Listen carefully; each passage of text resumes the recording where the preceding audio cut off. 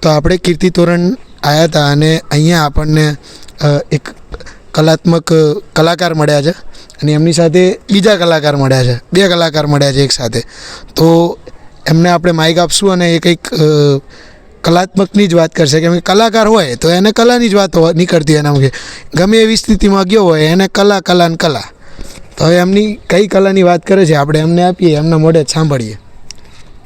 નમસ્કાર મિત્રો, આજે 12મી સદીનું આ સ્થાપત્ય જોઈને મને દિલથી એવું ઉમંગ આવ્યો કે ભાઈ મારી સાથે આજે એક ગુજરાત આખામાં નહીં પણ ભારતભરમાં જૈનોની મૂર્તિઓનું જે પ્રાણ પ્રતિષ્ઠા ટાઈપની સરસ મજાની ઓરિજિનલ મૂર્તિ જેવી જે કામગીરી કરે છે એવા શ્રી નવનીતભાઈ રાઠોડ આપણી સાથે છે, જે જામનગરથી છે. અને એણે આખા ભારતભરમાં ઘણી બધી મૂર્તિઓને નેચરલ પદ્ધતિથી એટલે કે આયુર્વેદિક પદ્ધતિથી તમામ મૂર્તિઓનું એ પોતે કંડારે છે અને ઓરિજિનલ જેવી મૂર્તિઓ બનાવી આપે છે.